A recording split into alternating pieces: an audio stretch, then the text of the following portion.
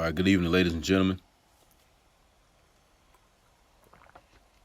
Definitely back in the masjid of higher learning. So what we're going to do in this tape is we're going to talk about a branch of science called the eschatology. You spell that eschatology. This is a branch of science called eschatology. What this branch of science deals with is you examine human behavior, human societies, human socialization, human interaction. You look at it from the past, the current, and then you make a projection on what you think is going to happen in the future. And this is a branch of science that has been used since the ancient world. And there were a lot of resources and text, literatures, books, etc. that were created by people in the ancient world when they examined and looked at the things that happened prior to them, the things that was happening currently in their day, and then they made projections on what they thought was going to happen in the future. And a lot of the projections that they made on the things that they thought were going to happen in the future, we actually are living in those days. So what we have to do is we have to basically continue to extend the study in the eschatological sciences, eschatological sciences, We have to extend our studies into this and look at what's happening currently in our day, what happened prior to our day, and then we will make our own conclusion of what we think will happen into the future. So we're going to look at a particular theme and subject of eschatology that deals with the great deceiver or a false leader or a false world ruler. And this was something that was studied and analyzed by a lot of the men and women prior to us. And they left behind a lot of their information. And we're going to look through some of it. And we're going to look at what they called a great deceiver. And this great deceiver was going to be this false world ruler. It was going to be this man who would come, and he would come in the image of somebody who was there to help. He would come as a man with resources, and he would come in as a man to help in a time of trials and tribulations. So he was going to come at a time where people were going to be struggling and things were going to be kind of hard on the people. And the people were going to be looking for some kind of outlet, looking for some type of a savior or looking for some type of a hero to help them get out of the situation. And then you would have this being show up. But based on some of the eschatological literature, this being, not only would he show up, but he would be a deceptive evil being.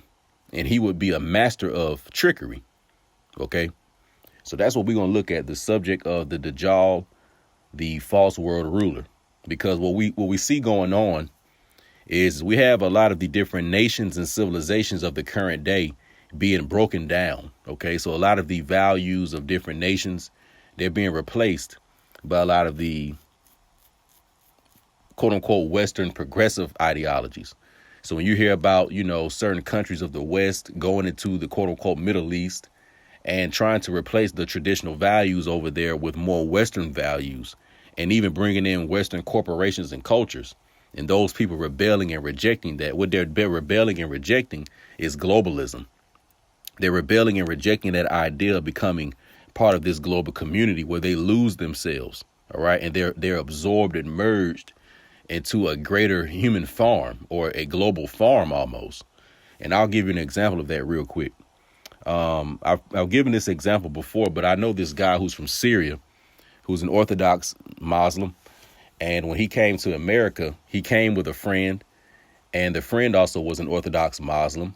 But when he got here, he basically got off his Islam. He saw all the glitz and glamour that the United States had to offer, all the luxurious foods and places he can go.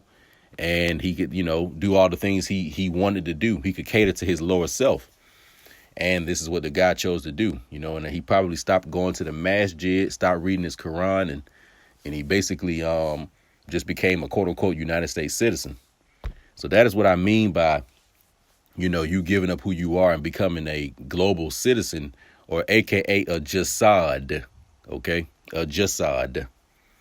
Because what's going on is you see a lot of socialist and Marxist ideologies in play right now in a lot of these, governments throughout the world. But anyway, I don't want to talk too much. I want to get into this book we have. And this is a book called The Quran, Dajjal, and the Jasad by a man named Imran Hussein. So it's called The Quran, Dajjal, and the Jasad by Imran Hussein. Now, in this book, what he does is he deals with the eschatological sciences, and he talks about this false world leader as well. So this is going to be our reference or our resource to go into this study. Now, we're going to go and start in chapter 2, which is called Who is Dajjal, the False Messiah or Antichrist? Let's go through our reading, and we will examine as usual. Since the true Messiah will rule the world from Jerusalem, and hence from a successor state to the holy state of Israel, that was established by the prophets David and Solomon, the inescapable implication is that Dajjal, the evil being, will seek to rule the world from Jerusalem while ruling over a state of Israel, which will be presented falsely so as the holy state of Israel of David and Solomon. Prophet Muhammad referred to him as Al-Masih al-Dajjal. As a consequence, we know that he is an evil being who wants to impersonate the true Messiah, Yahushua, the son of the Virgin Mary. So let's analyze this real quick. So it says that the true Messiah will rule from Jerusalem and that there will be a false being who will present a holy state of Israel, and this will be a false state of Israel. So when we look into the literature, look into certain Hebraic literature, we run across the story of David and Solomon. All right. David and Solomon were Shemitic Israelites, and David was responsible for establishing the kingdom of Israel when the 12 houses of Israel were all in favor with each other, and they were all under one vine and fig tree. And when David died, he passed it to his son Solomon. And when Solomon inherited the kingdom, he expanded the kingdom of Israel. He went on many expeditions. He created a lot of international alliances with men of other power from other nations. And there was great peace during the time of Solomon.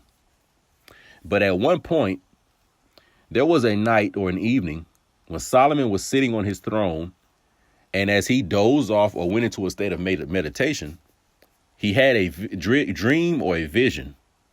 And in this dream or vision, he saw himself standing before his throne. And on his throne, he saw a double or a cloned version of himself. But this double or cloned version of himself was lifeless. It could not move. It looked like an imposter version of himself. When the real Solomon woke up from this dream or this vision, he was frightened. He was in terror. And he went into a prayer that this evil being or this imposter that he saw sitting on his throne, he made a prayer that this guy would never inherit his throne ever after him. And as a consequence to that, his prayer was answered, and the kingdom of Israel actually fractured and failed after the death of Solomon. And from this fracture and fall of the kingdom of Israel, the Shemitic Israelite people would continue to have a lot of hard times from this point forward. We all know about the Assyrian captivity, the Babylonian captivity. We know about the Maccabean revolts, and we also know about their Roman trials and tribulations. But the people of Israel were scattered throughout the world, and they would always have issues because of this evil spiritual being that really ceased to rule in their name and to create a fake society, just like Solomon's real society. Okay, let's move forward. Now, before I go forward, let me also say this too. I apologize because I meant to say this at the beginning of the tape. Eschatology deals with events concerning with the ultimate destiny of humanity. So what we're talking about right now has nothing to do with religion. Let me repeat that 2 more times. This has nothing to do with religion. This has nothing to do with religion. So although I may be using the terms like Solomon, the kingdom of Israel, etc., I'm talking about human interaction and human socialization. OK, that's what we're talking about right here. All right. So I don't want you all to get, religion stuck in your mind just because you're hearing these terms, because I'm actually not a religious person myself. All right. So let's move forward. Prophet Muhammad also prophesied that when Yahushua returns to this world, he would return as a righteous, just ruler. So when you hear me say Yahushua, this is the man that they call, quote unquote, Jesus. And when you hear me say Dajjal, or the false Messiah, this is the man who wants to impersonate the real Yahushua, or the real, quote unquote, Jesus. All right. So one would be a kind, just ruler, and one would be an evil, tyrannical ruler. All right. The Quran has referred to a great holy state or kingdom that Allah Most High ordained for the Israelite people who were the progeny of Abraham.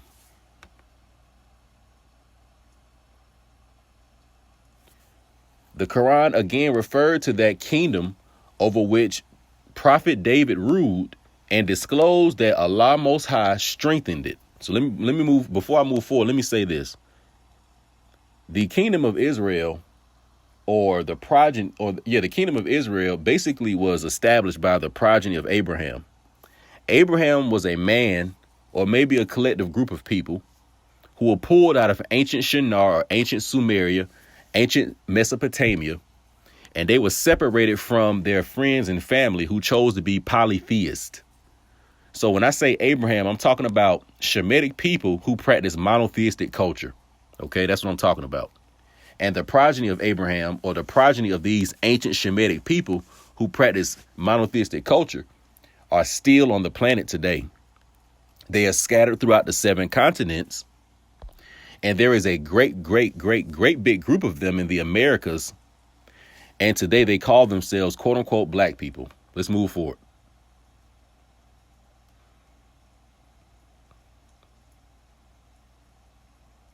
So before we move forward, what we need to understand first is that the Prophet Solomon had a vision of a false imposter ruling as him. And what I'm telling you is that this false imposter that Solomon saw is this fake world leader that's one day going to emerge and show himself, because he's actually been working spiritually for thousands of years. But this being will materialize through a human mom and dad and actually live as a human man. Let's move forward. It should be clear to the gentle reader that Solomon recognized 2 things in this vision. Firstly, that the Jasad was truly an evil being. Secondly, that the evil Jasad wanted to inherit his kingdom of holy Israel. Solomon's distress over this vision was so great, and so too his absolute rejection of any possibility that the Jasad would ever succeed in his mission to rule over holy Israel, that he immediately made a prayer to God Most High to grant that none should be able to inherit his kingdom after him. Hence, he preferred that holy Israel should perish rather than the possibility should exist that it could ever be inherited by that evil Jasad. So what this is saying right here is giving you the story in the Quran where Solomon had that vision. And he knew that when I died, this being wants to try to inherit my kingdom and be a fake world leader. Because during this time, Solomon was one of the most powerful men in the world. So he said the only way I could prevent this is for the kingdom basically to fall. So this is why when you read in the Old Testament, after Solomon's death, that his sons basically fumbled the kingdom. The northern and southern kingdoms separated.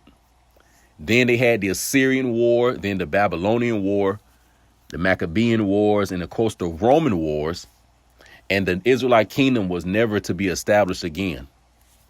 All right. Now I'm gonna give you a little hint or a little treat right here. When I'm talking about Solomon and the progeny of Abraham right here, I'm talking about the Moorish, copper-colored, dark-skinned, swarthy, autochthonous, indigenous, Shemitic Israelite people. So I'm talking about so-called black Shemitic people. That's what I'm talking about, who had this kingdom of Israel during the time of Solomon. The state of Israel today, they are not the descendants of the Moorish Solomon who was ruling during these times that I'm talking about. So the state of Israel today is actually a false state of Israel. All right, now let's move forward.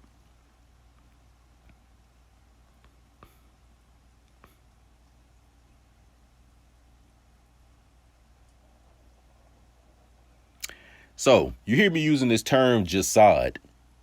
A jasad, let's go into what that is. A jasad is also what the golden calf was. The golden calf was basically a lifeless object. It was just a gold, calf. And the Shemitic Israelite people were bowing down to it when the prophet Moses went onto the mountaintop to receive a message from the higher self. Okay, so it was a false idol. It was something that they thought was real, but they were deceived by it. The Quran declared of that golden calf that it was a jasad, or a lifeless body, or a body without a soul. So a jasad is a lifeless body or a body without a soul. Okay, that's what it is. Now, you have people today who just seem to not be able to have the ability to receive the conscious light. They have no real relationship with knowledge and wisdom. They're very, very into their carnal selves. They only concerned with things like getting money and just things that are very, very self-centered and egotistical and narcissistic. They don't want to really help anybody else. And they really are not even aware of a real future. They just living in the now. OK, these are people who have been reduced to the state of the jasad. All right. They've been reduced to the state of the jasad, and they've become basically members of the global society. They've given up their true ways. OK, they've become jasads. All right. So that's what a jasad is. It is a lifeless body or a body without a soul. And when I say the soul, I'm talking about the divine spark or the divine spirit that was actually placed into the autochthonous original humans. All right. And this divine spirit or this divine intelligence came directly from the higher power that is responsible for all creation. All right. If you want more information on that, you can just find that in the book of Genesis. OK. All right, let's move forward.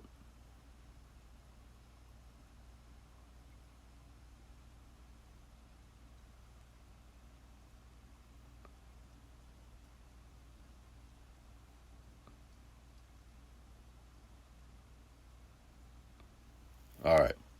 So it says that the divine spirit, which God Most High has breathed into every human being, in consequence of which a human being can not only hear and see and display intelligence the way animals can hear and see and act intelligently, but has additional sight, hearing, and rational faculty. All right.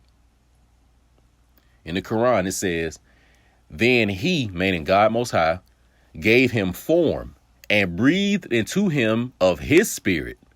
And as a consequence, he endowed you with hearing and sight and hearts with which to acquire knowledge, yet how seldom are you grateful?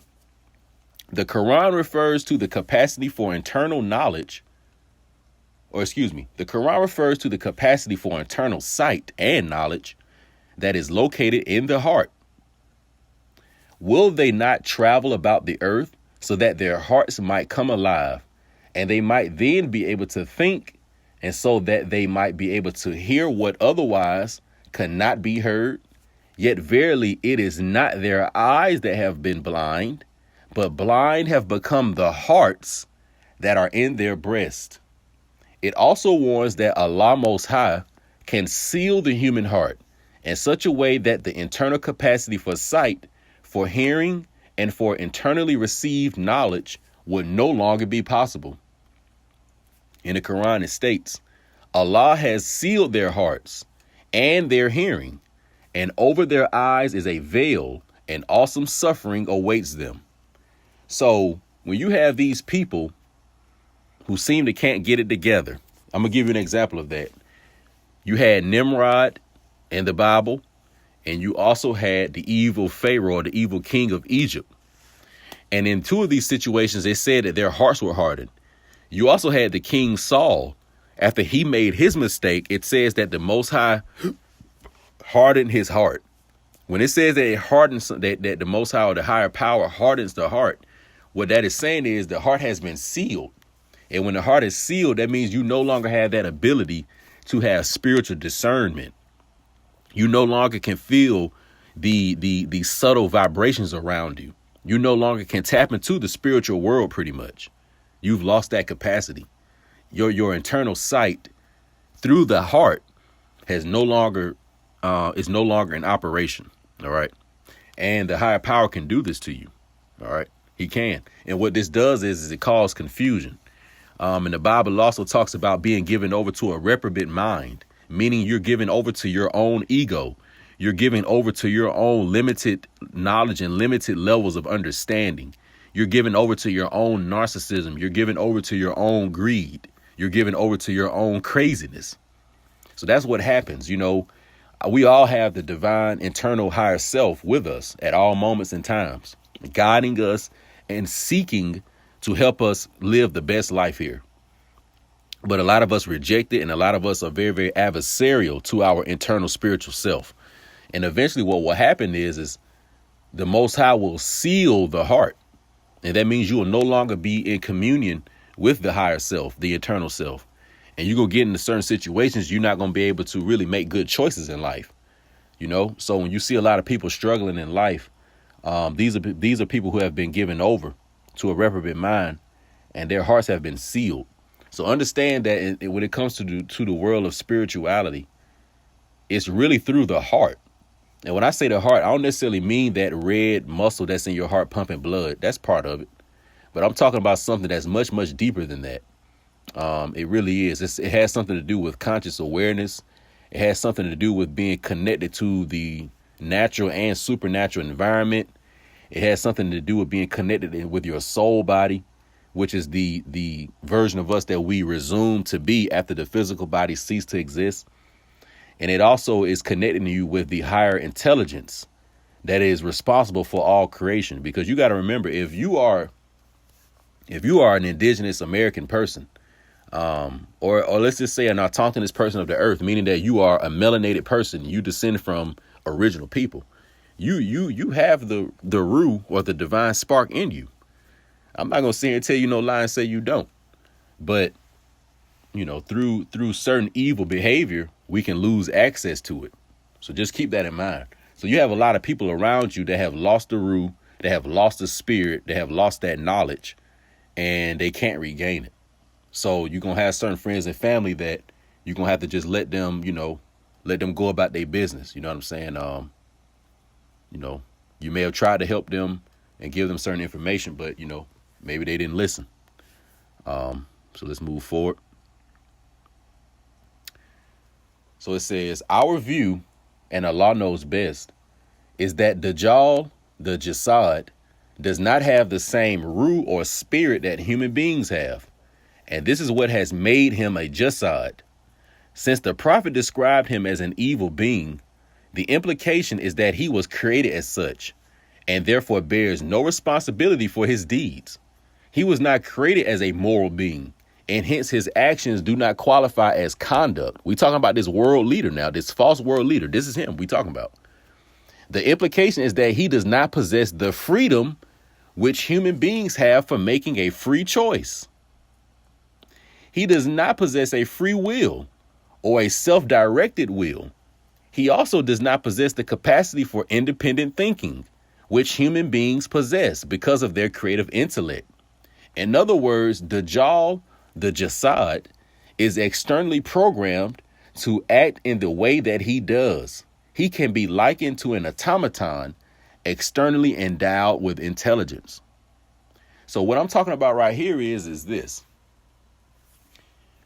In the book of Isaiah, you will learn that God Most High not only creates the good, but also creates the evil. He created the shaitan. He created the evil jinn. So when you have these beings, you know, roaming through creation, roaming through the cosmos, they were put there for a reason. Just like you have flies, ticks, gnats, and other little pests and creatures and insects. And sometimes we wonder, why did this shit even exist? They all have their own, you know, objective. Just like when you have, let's say, a dead animal on the side of the road and you have the flies and all that stuff show up to make sure that the animal is consumed. So these, you know, insects have a job to show up to clean certain things out of the earth. Well, this evil being or this Dajjal, he serves that same purpose. He's here to help clean out the evil people of the earth, to attract the evil people of the earth, so we'll know exactly who they are, and they will be separated. The wheat and the tares will be separated. All right.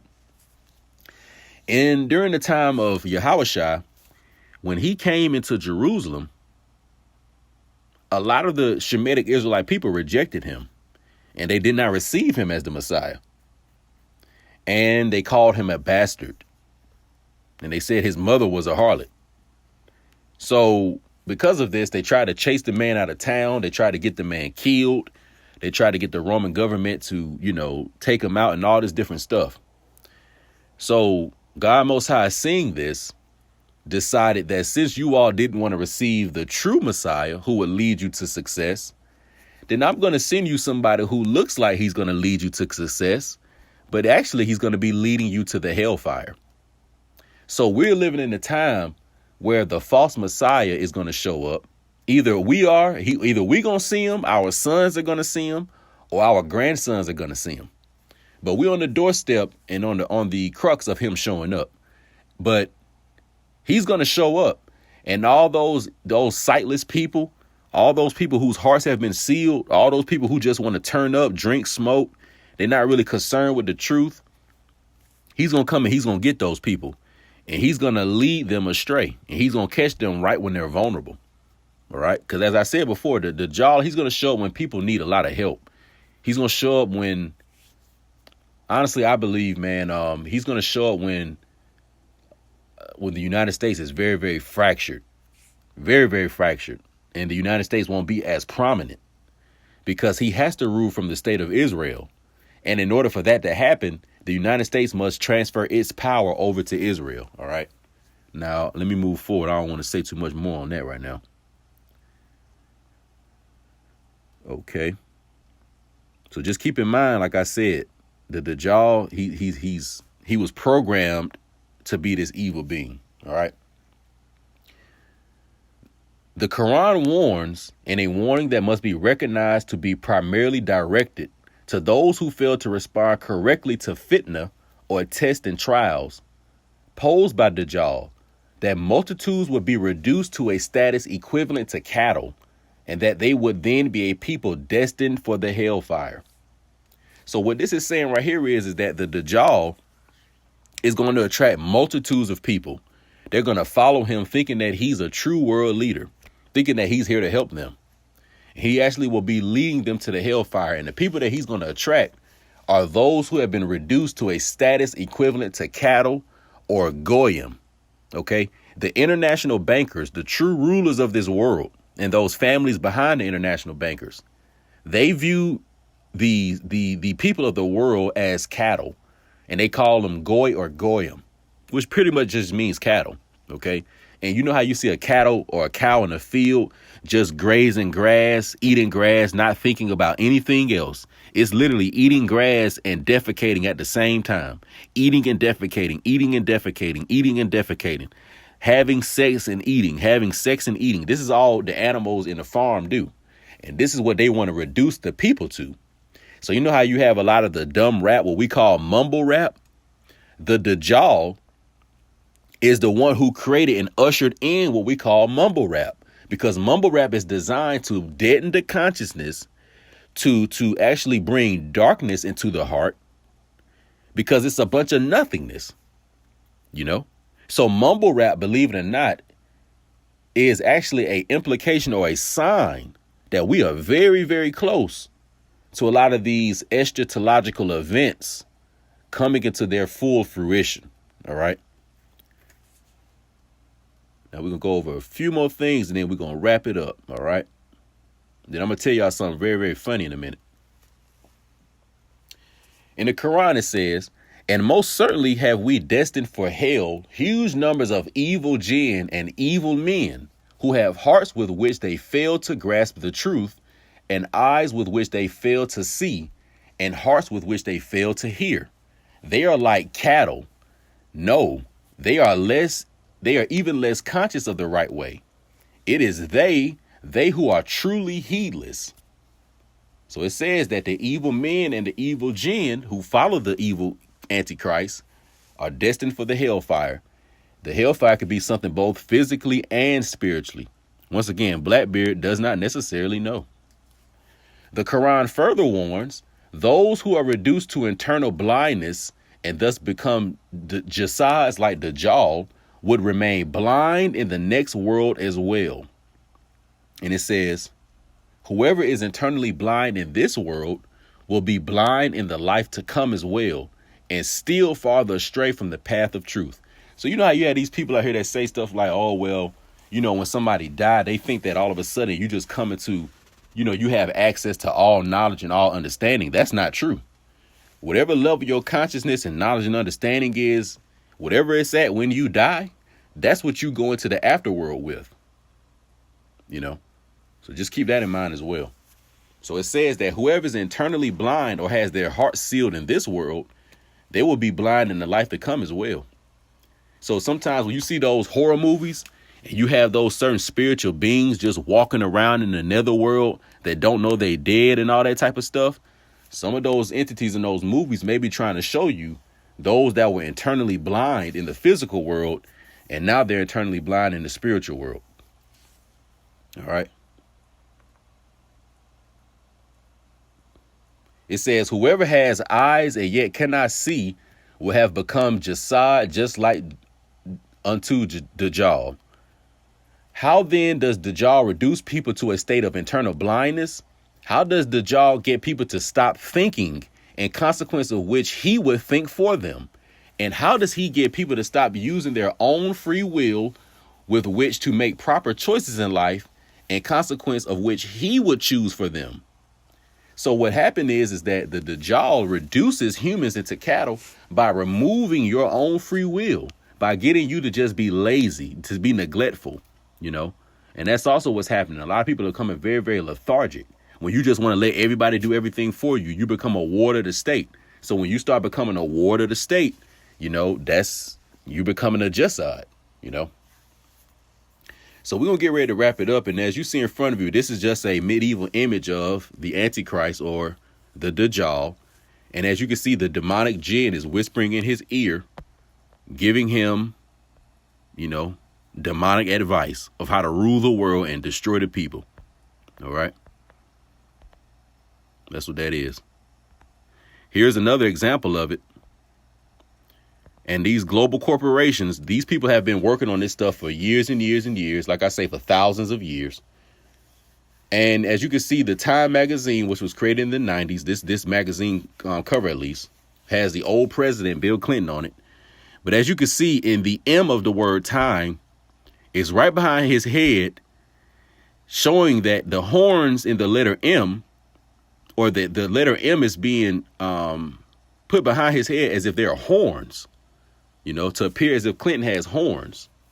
So these are just little images, little Dajjal images and things that they put out there to show you the direction that humanity is going.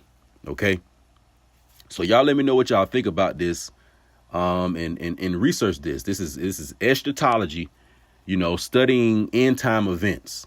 All right. So y'all stay tuned for the next one. I'm out.